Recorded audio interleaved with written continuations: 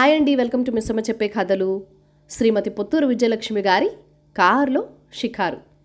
నా జాతకం చాలా మంచిదనేవారు తాతగారు. చిన్నతనం నుంచి వాహన యోగం ఉంది. నాకు బుద్ధి తెలిసేసరికి పాతకాలం ఫోర్డ్ కారు ఉండేది మా నాన్నగారి దగ్గర. 1200 పెట్టి కొన్నారట. ఎందుకిది? ఈ డబ్బుకి బోల్డంత బంగారం వచ్చేది అని సనిగింది అమ్మ. ఇంట్లో కూర్చొని అమ్మకేం తెలుసు కారు విలువ? మా స్కూల్లో అందరూ వీళ్ళకి చిన్న కారుంది అని చాలా గొప్పగా చెప్పుకునేవారు. చండశాసనుడు మా లెక్కల మాస్టారు.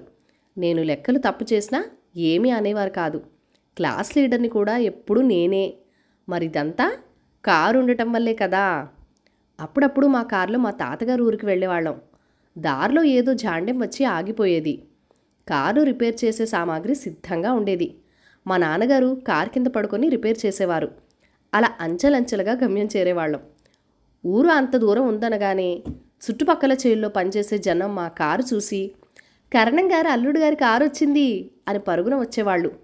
తోసేస్తాం అని కారుని తోసుకుంటూ ఊళ్ళోకి తీసుకొచ్చేసేవారు. ఇంటికి చేర్చి, అమ్మాయి గారు 10 రోజులు ఉంటారుగా అని అడిగేవాళ్ళు. లేదు, సోమవారం వెళ్ళిపోతా అనేది అమ్మ. సరే అయితే సోమవారం వస్తాం, కారు తోసేస్తాం అని హామీ ఇచ్చి వెళ్ళేవారు. అమ్మమ్మ లోపల నుంచి ఇంత మొహం చేసుకొని వచ్చేది. వచ్చారా? ఇంత ఆలస్యం అయిపోతే దారిలో కారు ఆగిపోయి ఉంటుందనుకున్నాను అని ఆదరంగా తీసుకెళ్ళేది. అల్లుడు గారు కారు ట్రబుల్ ఇచ్చిందా అని అడిగేవారు తాతగారు. లేదండి, కాకపోతే పొన్నూరు దాటాక ఒకసారి, లాకుల దగ్గర ఒకసారి, చందోలు మలుపులో ఒకసారి ఆగింది. బాగు చేశాను. బస్టాండ్కి అంత దూరంలో ఉండగా మళ్ళీ అనుమానం వచ్చింది. మన వాళ్ళంతా వచ్చి తలో చెయ్యి వేశారు అనేవారు నాన్నగారు. మన ప్రాంతాలకు వస్తే డోకా లేదు, మన బలగం ఉందిగా, మీరు వెళ్ళే రోజు 1 గంట ముందు చెప్తే వచ్చి వాలిపోతారు అనేవారు తాతగారు. ఎందుకండి, అది నడుస్తూనే ఉందిగా అంటే, మనిషి సాయం లేని చోట దానికి ఎలాగో తప్పదు పాపం, మనుషులున్న చోటనైనా విశ్రాంతి తీసుకొనివ్వండి అనేవారు తాతగారు. శని ఆదివారాలు ఉండి తిరుగు ప్రయాణం అయ్యేవాళ్ళం. మామూలుగా చేయించిన భారీ పిండి వంటలతో పాటు అడుగు పొడుగు మిగిలిన 4 కజ్జికాయలు, 2 గారె ముక్కలు కూడా బాదామాకుల్లో పొట్లం కట్టేదమ్మమ్మ. ఎందుకు ఇవన్నీ అని అమ్మ అంటే, ఉండని, కారు ఆగిపోయినప్పుడు పిల్లలు నోట్లో వేసుకుంటారు అనేది. ఎక్కడికి వెళ్ళిన మధ్యలో కారు ఆగిపోవడం మా అమ్మకు చిరాగ్గా ఉండేది. కానీ మాకు భలే సరదాగా ఉండేది. చేల వెంబడి పరుగులు తీయచ్చు, పిల్ల కాలువలుంటే ఆడుకోవచ్చు, రాళ్లు వేసి చింతకాయలు కొట్టుకోవచ్చు. ఓసారి సెలవుల్లో తిరుపతి ప్రయాణం పెట్టుకున్నాం. తాతయ్య గారు రాలేనన్నారట. అమ్మమ్మ మాత్రం వచ్చింది. బోల్డన్ని చిరుతిళ్ళు మూటలు కట్టి, కారు ఆగిపోయినప్పుడు తిందాం అంది సరదాగా.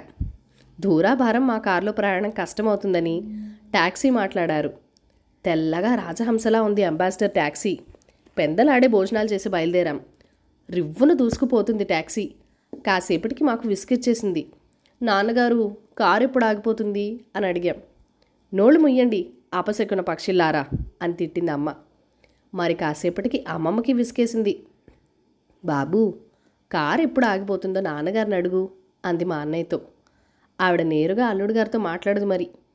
ఇదెక్కడి గొడవే, కావాలంటే చెప్పండి ఆపుతారు, అంతేగాని ఆగిపోదేం అంటే ఇదేమైనా మన డొక్కు కారా, బోలెడు డబ్బు పోసి తెచ్చిన ట్యాక్సీ అని కసరింది అమ్మ. ప్రయాణం బాగానే జరిగింది. ఇంటికి తిరిగి వచ్చాం. అమ్మ సంతోషంగా ఉంది. మాకు మా అమ్మమ్మకు మాత్రం అసంతృప్తిగా ఉంది. ఆ టాక్సీ వ్యవహారం మాకు నచ్చలేదు. అదేం పీడాకారం, బయలుదేరితే ఇహ అదే పరుగు, నిలుపు నిదానం ఉండద్దు. మన కారు బంగారం. ఓసారి రోడ్డు మీద కారు ఆగిపోతే అల్లుడు గారు రిపేర్ చేసేలోపు అడ్డుదోవన గోవాడ వెళ్ళి మా పినతండ్రి కూతుర్ని చూసొచ్చాను. విడిగా వెళ్ళాలంటే కుదురుతుందా? ఇంకోసారి చక్కగా మిరపచేను పక్కన ఆగిపోయింది. దిగి మేలైన మిరపకాయలు చవగ్గా కొనుక్కున్నాం.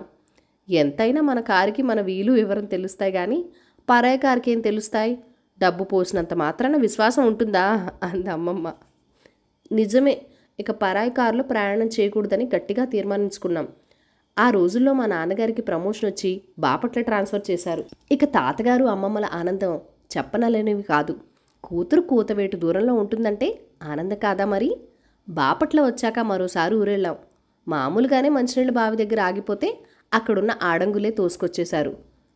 నాన్నగారు రిపేర్ చేసినా బాగుపడలేదు. ఆయన వెళ్ళి ఒక లారీని అదనంగా మరో డ్రైవర్ని పంపించారు. ప్రయాణం అయ్యాం. భావనారాయణ స్వామి దర్శనం చేసుకుంటానని అమ్మమ్మ కూడా మాతో బయలుదేరింది. సావిట్లో గుంజుకు తగిలించిన మేకులు తెచ్చి లారీకి కారుకి కట్టారు. లారీ కదిలింది, దాని వెంటే కారు. మరి యజమానికి పదోన్నతి వస్తే వాహనానికి రాదా? ఆ దర్జా చూడు, చక్కగా పూలవాడలో ఊరేగుతున్నట్టుగా ఉంది అంది అమ్మమ్మ మహదానందంతో. అమ్మ పళ్ళు కొరికింది. అందరం ఆ కార్తీక మాసంలో సంఘం జాగర్ల ముడి వెళ్ళాం మా కారులోనే. షరా మామూలే. వెంటనున్న మనిషి రోడ్డు మీదకి వెళ్ళి బస్సు ద్వారా కబురు పంపించాడు. మా స్నానాలు, దర్శనాలు, భోజనాలు అయ్యేసరికి ఖాళీ లారీ వచ్చేసింది. మెకానిక్కు, డ్రైవరు దిగారు. కాసేపు తర్జనా భర్జనలు పడి చెక్కలు వేసి కార్ని లారీలోకి ఎక్కించారు. మేము కారులోనే ఉన్నాం. అమ్మమ్మ ఆనందం వర్ణనాతీతం. దారంతా ఏ ఏ ఏ అని చేతులూపుతున్న పిల్లలకు తాను చేతులూపి సమాధానం చెప్పింది. అమ్మాయి, మన కారు హోదా రోజు రోజుకి పెరిగిపోతుందే, దిష్టి తగులుతుందేమో అని భయంగా ఉంది అంది. చాలే వెదవాగుడు, అందరం ఇట్లాగే మంగళగిరి వెళ్ళి కొండ మీద నుండి కిందకు దూకుదాం, పీడ విరగడవుతుంది అంది అమ్మ ముక్కు చీదుకుంటూ.